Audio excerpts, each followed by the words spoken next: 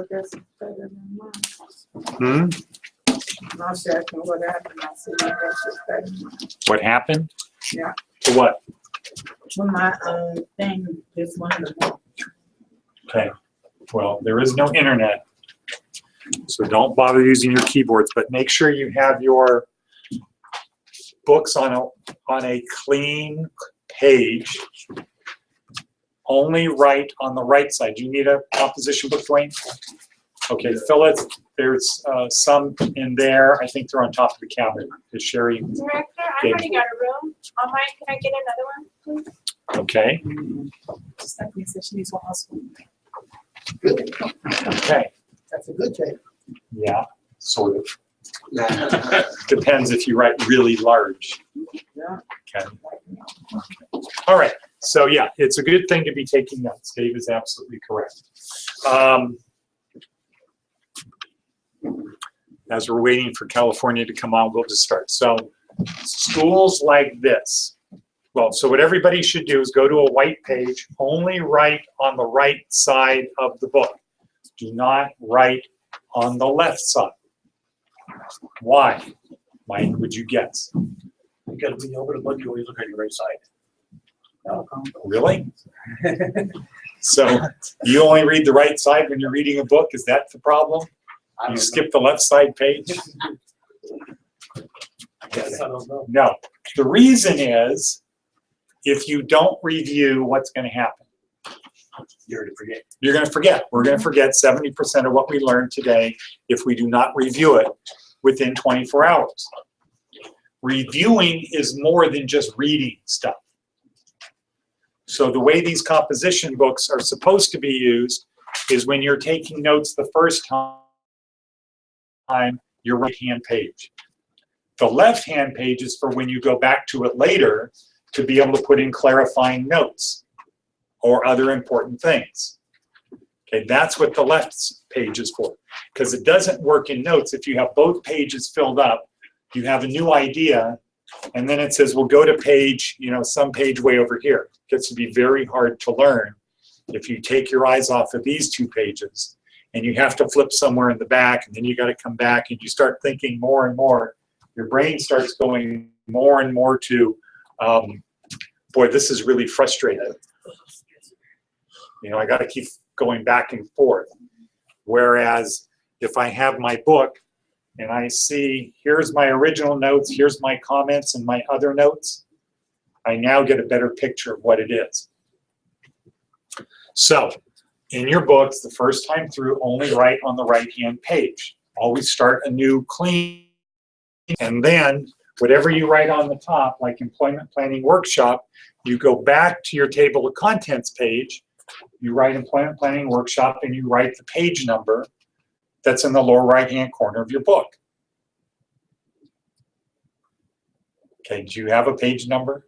No. Okay, so everybody needs to make sure only the bottom right-hand page has numbers in it. So in the future, like you go to your table of contents and it says it's on page 62, all you need to do is this until you get to page 63.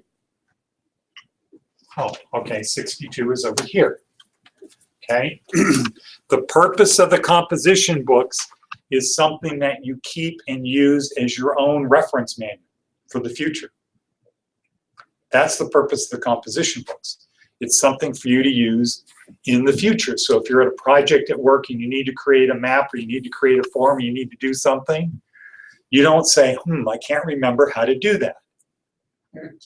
You pull out your composition book because you wrote down in there what you needed to do. That's the purpose of the composition book. That's why it's stitched. It's not it doesn't have a spiral bound. Pages are not supposed to be removed out of it. It's supposed to be a permanent thing. So at this stage,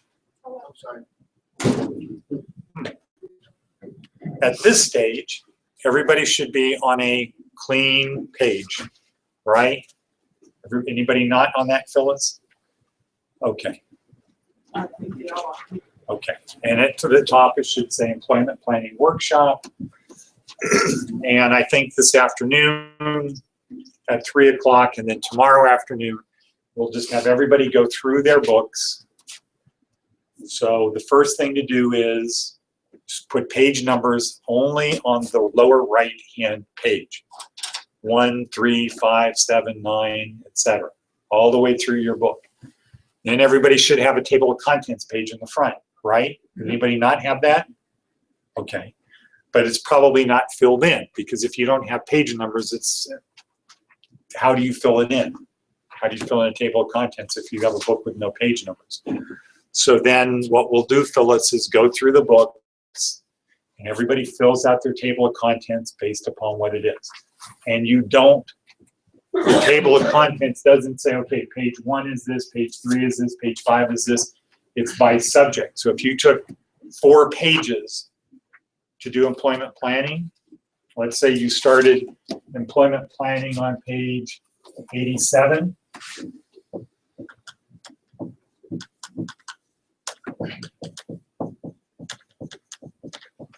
Okay, 87.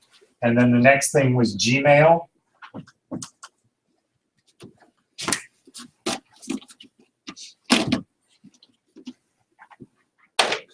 If the next thing is Gmail, and that is on page 91, your next entry is Gmail. It's not, okay, well, page 89 is employment planning continued. Follow me? Okay, so it's just like a regular book, and think of these subjects as new chapters in the book. So the contents doesn't say what's on every page, it says where topics start. And the TED Talks in the morning really should be 2 pages. Each one really should be 2 pages. But if you're looking at the screen, it's not going to be 2 pages. It's going to be part of a page. If your head is down and you're writing, it'll easily be 2 pages. You can easily take 2 pages of notes in a 15-minute TED Talk. Okay. So having said that, employment planning workshop, because that is ultimately and fundamentally what all vocational schools are about. Employment. They're not about education. If you don't learn anything and you get a job, the state is very happy. When they pay, or other agencies pay people to go to school, they don't say, what did you learn? They say, the way it is.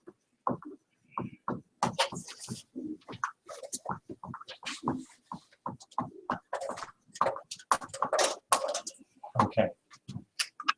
Now, number 1, I want you to write LTC equals proactive.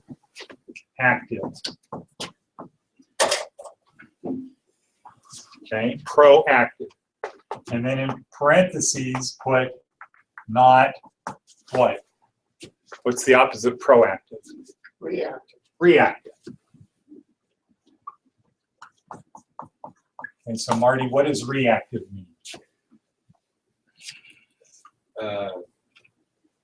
Reactives are taking action after the fact. Okay, so has everybody heard stimulus effect? Stimulus, what's that? Something that causes you to act, right? If you are hungry and you see money inside of a car sitting on the seat, and you're really, really, really hungry, you see money on the seat and the windows roll down, you could reach in and grab the money. The stimulus is you're hungry and you see the opportunity to be able to buy food. The reaction is what? What you do. If you take the money, that's your reaction. If you say, no, I'm not going to take the money, that's your reaction. So Larson is proactive, not reactive. Everybody, I can guarantee and promise you, everybody here, well, maybe not Dwayne. How many people here have never had a job? Never a paying job. If you had it, did a tax return or anything? Yeah, okay. It's not uncommon. Dwayne? You got withholdings taken out of your check? All right. No, raise your hand if you have it. Okay. So reactive is what everybody's conditioned to do. When you hear words like go out and find a job, that means find somebody who's looking for.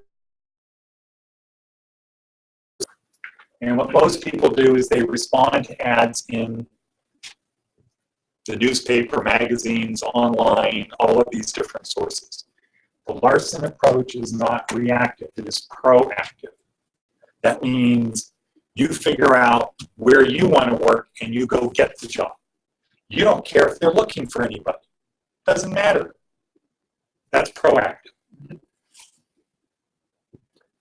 I will promise you that all good companies are always looking for good employees.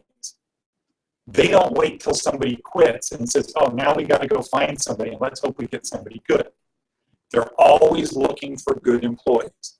They will always make a place for good employees because good employees do what? What are the two things? Yeah. Okay, they make you money and or they save you money. So is there any employer out there that if you said, I'm going to make you money, hire me, you pay me X, I will make you X plus 50%. What employer would say no? Why would anybody say no? You're making the money. Why would they say no? That's why they'd say yes. Well, if you wasn't making the money, they would say no. No, but if you were going to make the money, why would they say no? They wouldn't.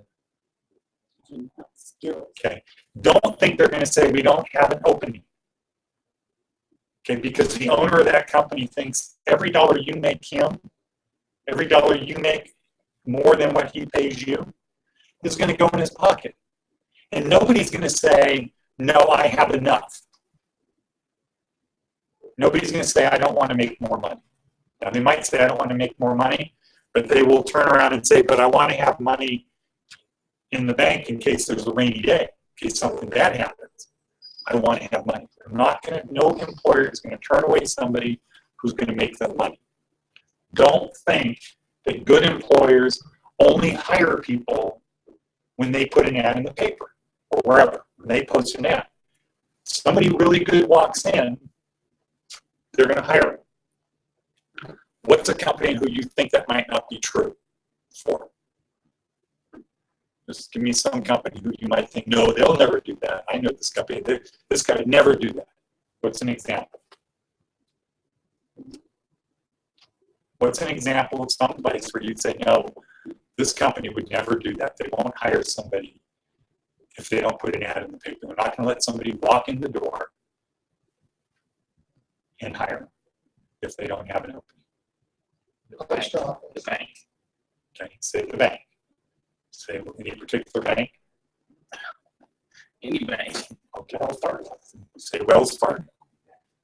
So if Bill Gates walks in and says, would you give me a job? I'm one of the 3 wealthiest guys in the world. Would they say no? No, right? If I walked in. No, I'm not talking about you. I'm not talking about you. See, that's why we gotta put that aside and get a basic fundamental principle is if people think that you can make the money, they're going to hire you. Now, why wouldn't they hire you? First, they might say, you don't have any skills. You don't know how to do what a banker needs to do. But the reality is, when you learn these cloud things, you're learning stuff that their people don't know. And maybe that bank isn't interested in being on the cloud, but maybe there's a bank in the middle of Louisiana that wants to get more customers. And they don't really care. They care about customers. If you can bring in customers, we'll pay you to bring in customers because we need customers in our bank. We deal with a bank that's like that right now. Anybody know what that is? Load and Go, Phyllis, Dino Marino. What do you get when he gives you a card?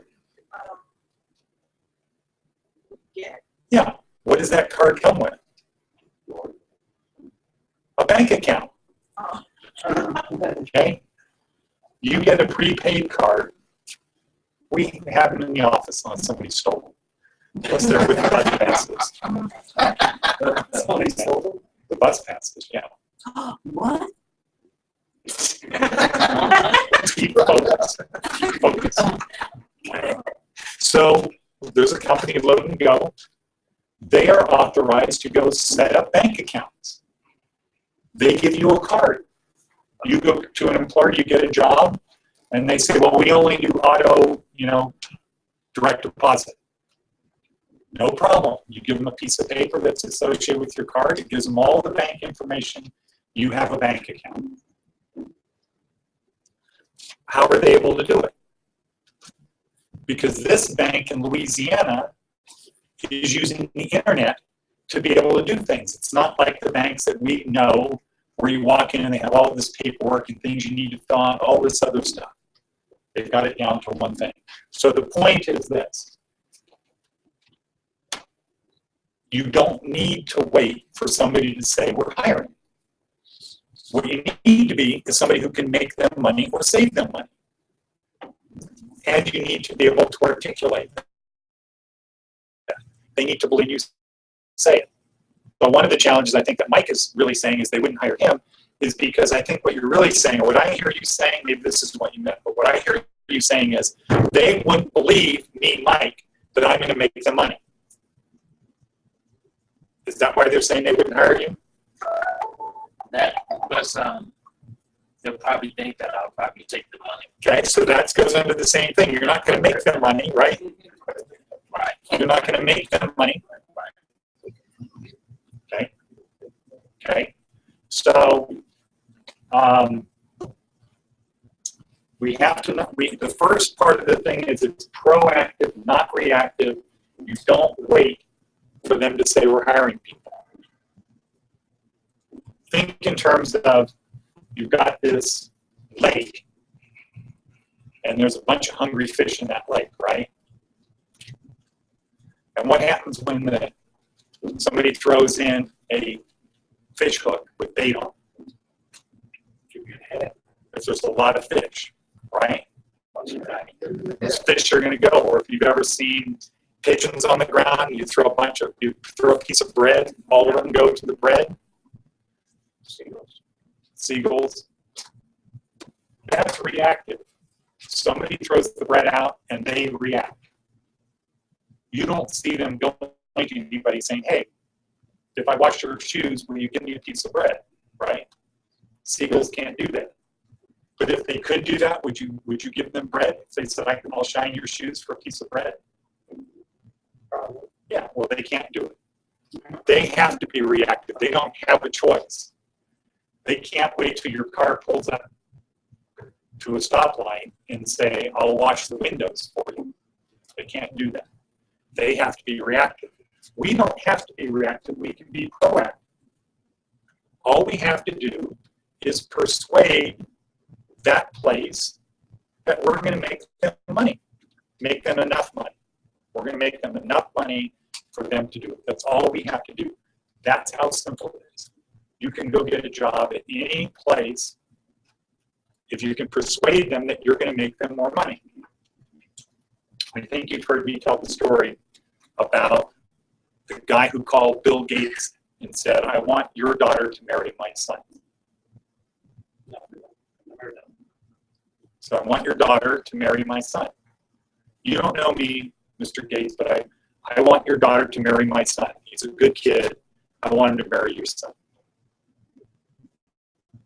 Now, what would you expect Bill Gates to say? So that's what you would say. What would you think Bill Gates would say? Injure Bill Gates. What would he say? Why? He'd say, why? Why do you think my daughter should marry your son? Well, because my son is president of the World Bank. Would that be a good reason for Bill Gates to want his daughter to marry the guy who's the president of the World Bank? Okay. Now, then the dad says, okay, great, thank you. I look forward to meeting you. We'll work out the details. hangs up. Who's the next guy he calls? He calls the World Bank. And he says what? Who is To this the guy? president there. He says, I want my son to be president of the World Bank. Okay? I want my son to be president of the World Bank. And what do they say? Why? And what does he say? Because he's gonna marry. Because my son is married to Bill Gates' daughter. Or my son's fiance is Bill Gates' daughter. My son's going to be marrying Bill Gates' daughter. Would the World Bank want that guy's the president? Absolutely. Yeah. So you just have to figure out, how do I get there? How do I get to where I want to get? So you start with that story as a guy who's just a guy, who has a son who's just a guy, and he came up with the plan that got Bill Gates what he wanted, which was what? Daughter marrying somebody who was important. And he figured out how to help the World Bank, which was what? Yeah. Have the wife of the president be the daughter of one of the wealthiest guys in the world. Everybody wins, right? Right. He created a scenario win-win-win. What do most people do? What do you do when you're looking for a job?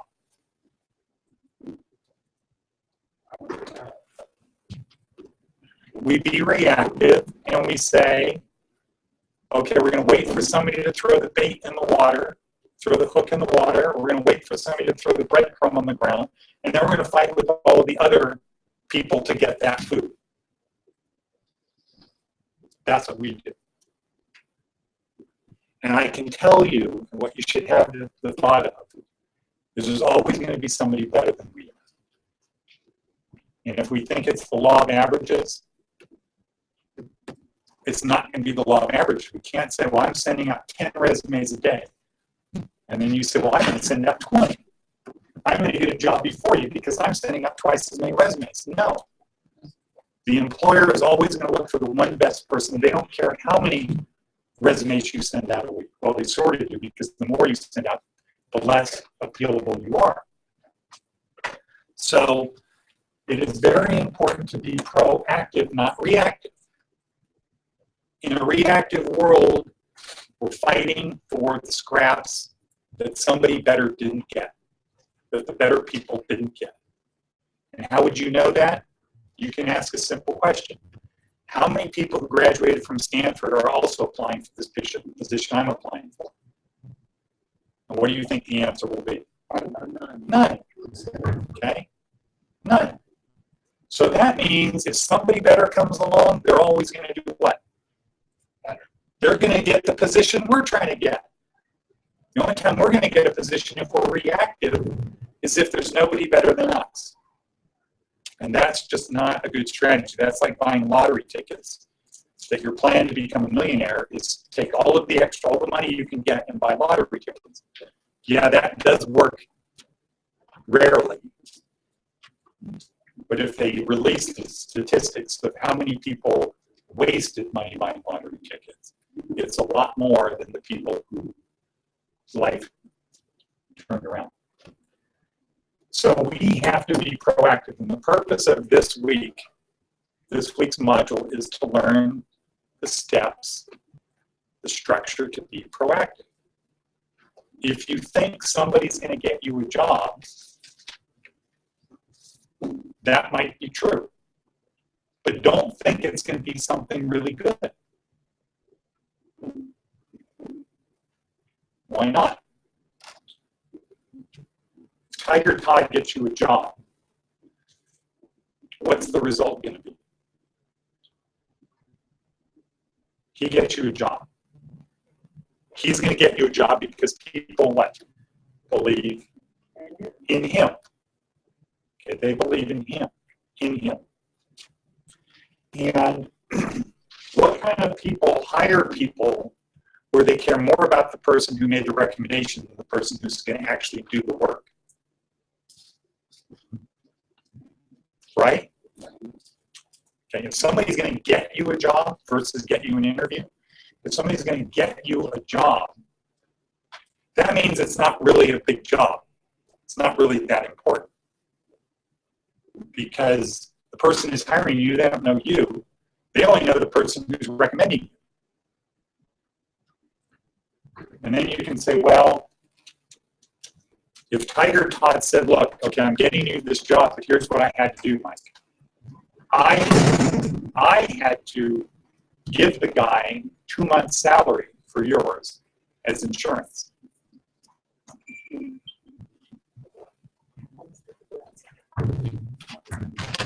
He agreed to hire you because I gave him 2 months' worth of pay.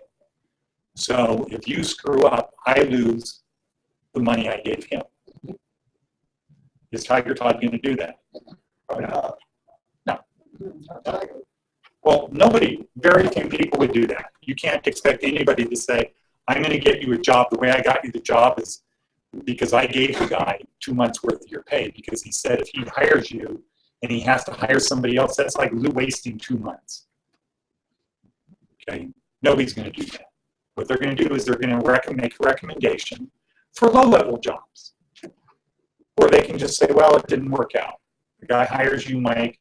He knows Tiger. He doesn't really know you. He takes Tiger's recommendation. Tiger doesn't have any skin in the game. If you don't do well, there's a little bit of embarrassment with the guy, but there's no money at stake. And he doesn't need to worry about it because it's not really an important job anyway. Because nobody hires important people without deciding to hire them. Nobody hires somebody because somebody recommended them and they don't know the person, unless it's a low-level position where they don't have a lot to lose. So, being reactive, expecting somebody to get you a job, is not going to be something that's fulfilling.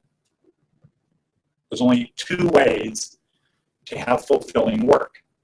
One is to be proactive, get the job that you want, and all you have to do is persuade them you're going to make them money. And it's not hard to do that if you do it right. It's not hard to fly an airplane if you do everything you're supposed to do to fly an airplane. Everybody agree with that? I agree. Okay? They teach you how to do it. If you do what they teach you to do, can you fly an airplane? Yeah.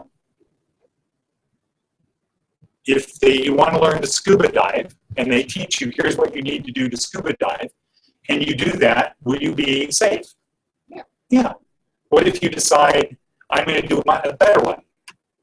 Probably not. Probably not. Okay? So we're going to focus this week on what are the steps to be proactive. So one thing, so the second thing would be, the second alternative is to start your own business.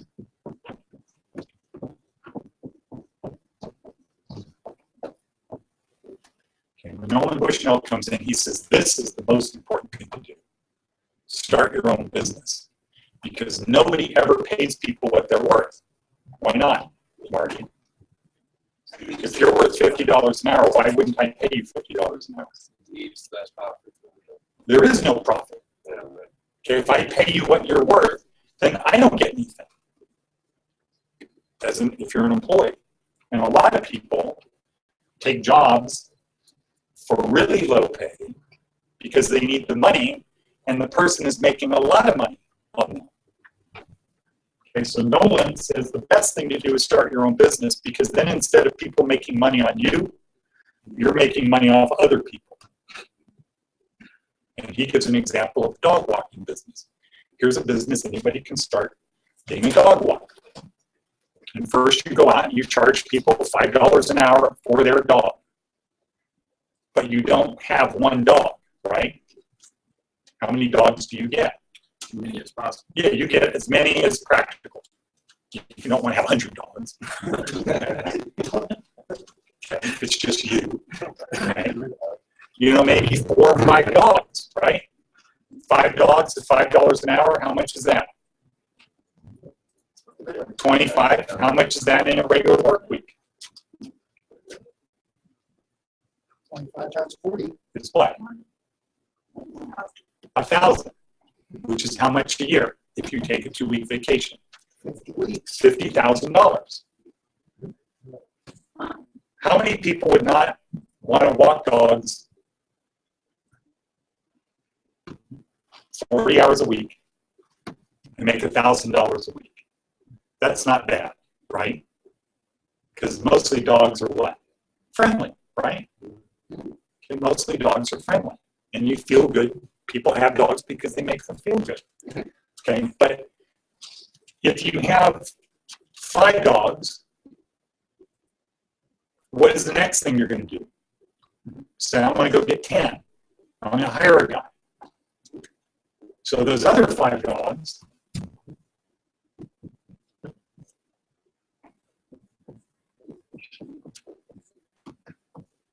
is $25, right? Per hour, right? Are you going to pay the guy you hire $25 an hour? What are you going to pay him?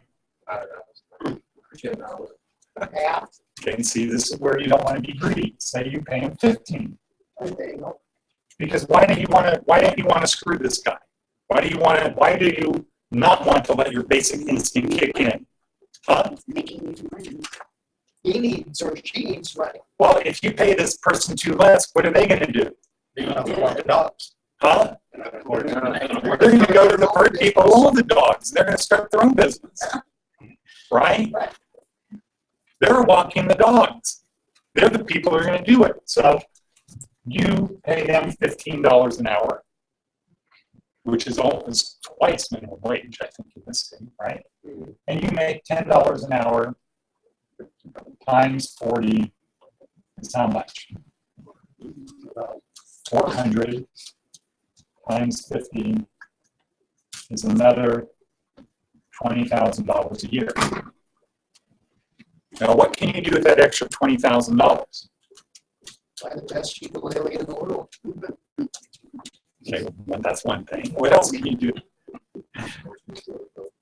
Okay, what else? Nicer clothes, nicer house, nicer car, life insurance, put money aside for vacation every year. You can spend some of that money to advertise, to go get another person, right? So for these people now, let's say you have 5 people doing it. You're out there, you're good getting people to turn their dogs over. You're now getting $50 an hour. How much is that? That's $2,000 a week. That's $100,000. So Nolan says the best thing to do is start your own business. That's one easy business. Another easy business is eBay. Go to everybody that you know. Just go down the street. The typical house has $3,000 worth of stuff that they would love to sell. This thing is very simple. You go to the people and say, I'll make a deal with you.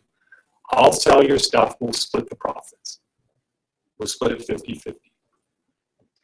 And then you learn how to do eBay. You don't need to take the stuff. You just take pictures of the stuff. And when somebody buys it, you do the shipping and you do everything else. You get half the money. So Nolan says that's the best thing, is to start your own business. Unfortunately, the agencies that pay tuition don't want entrepreneurs. These people will not pay to train somebody to be an entrepreneur. They only pay people to be employees. They want you to collect a paycheck. Okay, and they have their reasons for it. That's not important. But the point is, vocational schools don't really teach entrepreneurship because nobody's going to pay the tuition. And the other bad thing is students at this level are not willing to pay for their own education. So say it costs $50,000 a year to go to Sandy. or Harvard or good schools. That costs $50,000 a year. What percentage of students at Stanford do you think borrow money to go to school? 80%. Quite a bit. Okay, quite a bit. So let's be a little bit more precise. What would you guess? I'd say. So Marty said 80%. 90? Okay. So this equals $200,000 for a bachelor's degree. You want to get a law degree, that's another $200,000 over 3 years. You want to get a medical degree, it's even more. So what percentage of people do you think borrow money to get that education? 100%. So what did you say? 90. 90, you said 80. Well, it's not 100% because there are some wealthy people who go. It's about 75% of the people who go to Harvard, Stanford, Yale, any good school, 75% of them borrow money to go to school. They invest in themselves. If you invest in yourself, you're only going to lose if you give up or if you do something to hurt yourself. If you invest in someone else, you really don't control them, right? You have less control over other people. So the unfortunate thing is people who that don't have the benefit of an education don't see the value of an education. So they don't want to spend money for an education. And so what you have is people who are educated want more education, and people who are not don't. And then what percentage of these people's kids think education is important? Okay, so it depends on culture. So you have some cultures like Jewish people, Indian people, they say the most important thing is an education. I, dad, mother will sacrifice to put my kid through school, right? Yeah. We've all heard that, right? Okay. Now, what is it in the Hispanic community? Do you know? Machismo? What is that? No, it's different. It's the opposite. So the problem in the Hispanic community is the dads typically machismo, I'm the boss, I wash cars for a living, do you think you're better than me? Right. Okay, which is why, fundamentally, why you do not have high percentage of Hispanic people in universities. There's more Hispanic people in this country than any other single thing, including all the whites. Now, Californians, it's a lot more. What do you think the highest percentage of people in universities, what race? Asian. Asian. Why? Because education is important. They sacrifice because they know if you have an education, the chances of becoming successful are a lot higher. And they do. So we end up having a situation where if you go to a park in Summerlin, what's the story? You want to take your kids to the park in Summerlin. What's the story? What's it like? It's nice. It's open. You don't have to pay to use it. You come to a park in North Las Vegas, what is it like? Not nice. Might not be open. And you have to pay. There's a park down here off of D Street near the freeway that is closed. Beautiful park. Do you know which one I'm talking about? Okay, down on D Street near the freeway. But it's open, you just have to have kids going. No, not the one I'm talking about. The one I'm talking about has signs that says this park is closed. You can't use it. It used to be open. But the problem was nobody took care of it. And there were syringes and people were using it as a toilet. And, drug dealers were there. So the city came in, they shut it down. But the bad part is, the really, very, really bad part is they're spending money to make it look like a nice park. So it's kind of saying to people, you can't have this. People who live right across the street that are sitting out there on their front yard with their lawn chairs, and they don't have a yard. They're sitting out in the front of their house and on the sidewalk in lawn chairs, looking across the street at this beautiful park that has signs that say park is closed. Why would you do that? If you want people to be aspire to do something good, why would you say you can't have this and have a daily reminder? So, the unfortunate thing is we have this problem, this bad cycle that everybody should get education. The people who need education the most are not willing to pay for it, which is why everybody's here tuition free. How many people would I be talking to if you actually had to pay or sign a note? If you had to sign a tuition agreement, how many people do you think would be here? Maybe one? Okay. Thank you. So, tuition is free here because very few people think it's worth paying for. But the people who go to the really good schools, they think it is worth paying for. And the value of the education here versus the value of the education at UNLV is much better. Let me assure you and promise you that. If you go to UNLV, you're not going to have an instructor. There's going to be hundreds of people. You're going to have stuff online. You're going to have, all you have to do is turn in your thing. There's no learning. It's just turn in your papers and do it. And the quality of the instructor is not going to be good either. TA monitors the class. Right. Okay. The actual professor doesn't lecture except for graduate school. So you're in front of somebody who's a student, who's a moron, just like the people that are in class. And, it's not a good value. The people will borrow money for that. So ideally, you should start your own business. But the way the system works is they will not pay tuition to teach people how to run their own business. And when Nolan went to Southern Desert with me, and the director Cox was there, and the deputy directors were there, and the warden was there, and the associate warden was there, assistant warden, whatever. Nolan did what Nolan does, is he just started talking to a group of guys that were sitting in a room for orientation. And he started talking about start your own business, guys. The only way you're going to have control of your life is if you start your own business.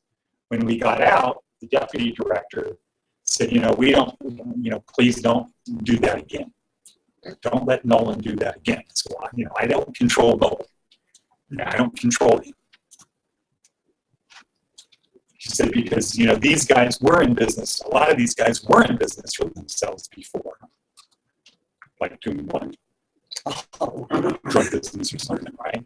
A lot of these guys were in business for themselves before. We don't want somebody telling them start your own business because we don't trust them. Okay, that's really bad. Again, that to me is like the park across the street.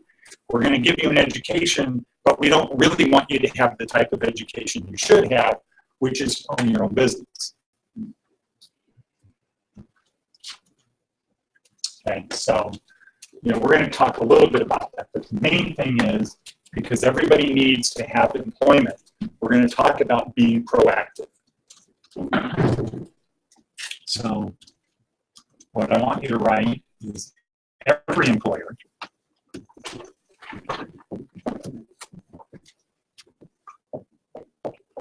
will find a way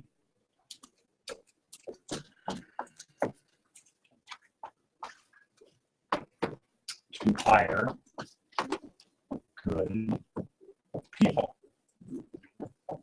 I'm going to change this word. I'm going to put a line through this and say business owner.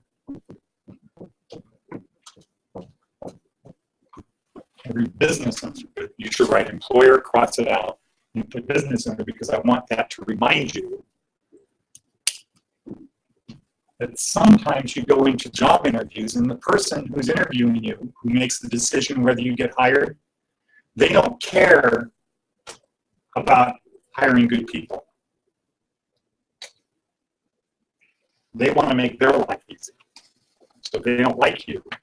You could be somebody who's a good person to hire. You could be a good hire, but you might not get the job because the person making the decision isn't really concerned about whether you're a good hire. They're concerned about, do they like you?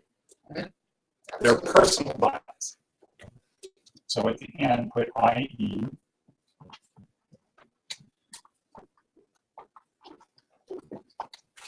This is why the interview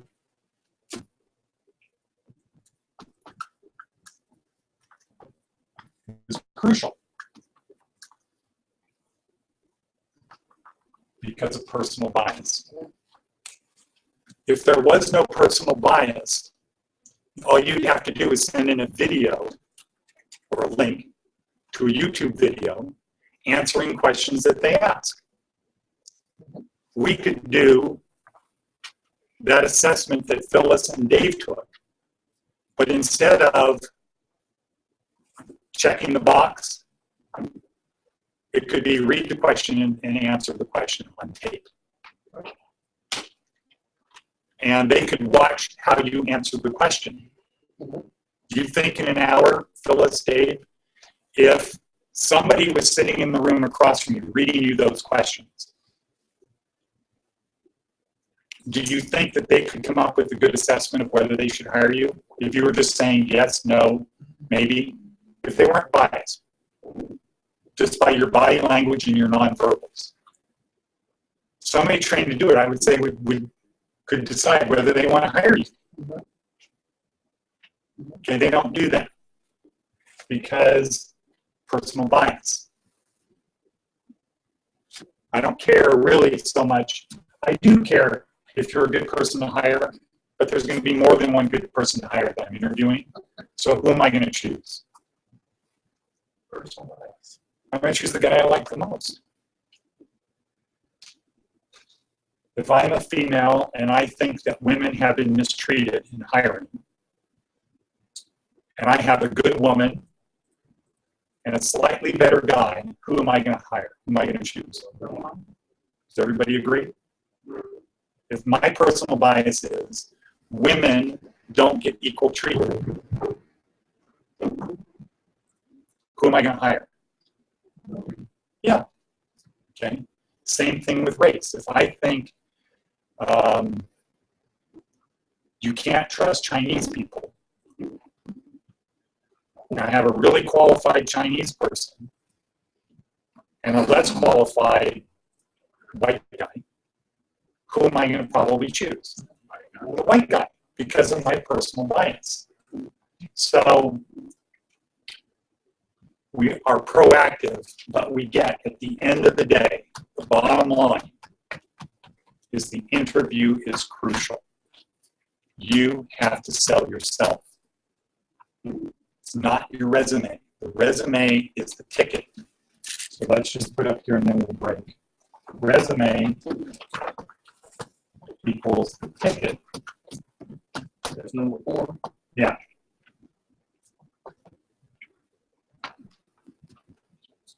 Let's say it equals the ticket to the show.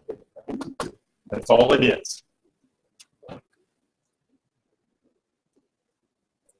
And your resume has to be perfect, or you're not going to get to go to the show. Your resume has to be perfect, and there's no excuse. And again, personal bias is, if you can't send me a resume that's perfect, there's other things you can't, I believe in you, there's other things you can't do. So why should I take the time to even consider you when I have this whole stack of people here who have a perfect resume? If you can't give me a resume that's perfect, then there's other things you can't do that's perfect, because you should know that only perfect resumes are going to be considered. But just because you have a perfect resume, you're not going to get the job. You're only going to get the job if they like you. Okay. So we've gone over. Does anybody have any questions? Any quick questions? Any trick questions? Any trick questions? Any prestidigitation? Okay. So we'll pick this up tomorrow. And Incoming call from +16149078316.